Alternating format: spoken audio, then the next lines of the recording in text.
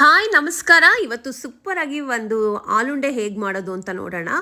ಫಸ್ಟಿಗೆ ಸ್ವಲ್ಪ ನೀರಿಗೆ ಬೆಣ್ಣೆ ಉಪ್ಪು ಹಾಕ್ಕೊಂಡು ಹಾಲು ಹಾಕೋಬೇಕು. 1 ಕಪ್ ನೀವು ರವೆ ತೊಗೋತೀರಂದರೆ 2 ಕಪ್ ಹಾಕೋಬೇಕು. ಕಾಯಿ ತುರಿ ಹಾಕೊಳ್ಳಿ, ಎಕ್ಸ್ಟ್ರಾ ಟೇಸ್ಟ್ ಕೊಡುತ್ತೆ. ಅಕ್ಕಿ ರವೆ ತೊಗೋಬೇಕು. ಸೇಮ್ ಉಪ್ಪಿಟ್ಟು ಮಾಡ್ತೀವಲ್ಲ, ಅಕ್ಕಿ ತರಿ ಹೇಳ್ತಾರಲ್ಲ, ಅದನ್ನು ತೊಗೊಂಡು ಇದನ್ನು ಮಾಡೋದು. ಮಾಮೂಲಿ ರವೆಲಿ ಮಾಡಬೇಡಿ, ಚೆನ್ನಾಗಿ ಬರಲ್ಲ. ಇದು ಅಕ್ಕಿ ರವೆಯಲ್ಲೇ ಮಾಡಬೇಕು. ಸ್ವಲ್ಪ ಉಪ್ಪಿಟ್ಟು ಥರ ಮಾಡ್ಕೊಂಡಾದ್ಮೇಲೆ ಅದನ್ನು ಸ್ವಲ್ಪ ಆರಕ್ಕೆ ಬಿಡಿ, ಯಾಕಂದರೆ ಉಂಡೆ ಕಟ್ಟಬೇಕಲ್ವಾ. ಸ್ವಲ್ಪ ಆರಕ್ಕೆ ಬಿಟ್ಟರೆ ನಿಮಗೆ ಆರಾಮ್ಸೆ ಆಗುತ್ತೆ. ಸ್ವಲ್ಪ ಉಂಡೆ ಮಾಡಿಬಿಟ್ಟು ಅದನ್ನು ಬೇಯಕ್ಕಿಡಬೇಕು. ಇದನ್ನು ನೀವು ಚಟ್ನಿ ಜೊತೆನಾದ್ರು ತಿನ್ಬೋದು, ಇಲ್ಲಾಂದರೆ ಕಡಲೆಕಾಳು ಸಾಂಬಾರು ಆ ಥರದ್ದೆಲ್ಲ ಸೂಪರಾಗಿರುತ್ತೆ. ಆಮೇಲೆ ಇದಕ್ಕೆ ನಾನು ಬೇಯಕ್ಕಿಡಿದ ತಕ್ಷಣವೇ ಈ ಕಡೆ ನಾನು ಚಟ್ನಿ ಮಾಡ್ಕೊಳ್ಳೋಕ್ಕೆ ಸ್ವಲ್ಪ ಕಾಯಿ ತುರಿ, ಕಡಲೆ, ಹಸಿಮೆಣಸಿನ್ಕಾಯಿ, ಬೆಳ್ಳುಳ್ಳಿ, ಉಪ್ಪು ಮತ್ತು ಕರಿಬೇವು ಹಾಕ್ಕೊಂಡ್ಬಿಟ್ಟು ನಾನು ಚಟ್ನಿ ಮಾಡಿಕೊಂಡೆ. ಈ ಕಡೆ ಚಟ್ನಿ ಮಾಡೋದ್ರೊಳಗಡೆ ಒಂದು 10 to 15 ಮಿನಿಟ್ಸು ಇದನ್ನು ಹವೇಲಿ ಬೇಯಿಸಿದ್ರೆ ಆಯಿತು. ಸೂಪರಾಗುತ್ತೆ. ನೀವು ಕಾಯಿ ಚಟ್ನಿ ಜೊತೆ ತಿಂತಾ ಇದ್ದರೆ ಸಖತ್ತಾಗಿರುತ್ತೆ. ಒಂದ್ಸಲ ಟ್ರೈ ಮಾಡಿ ಹೇಗಿತ್ತು ಅಂತ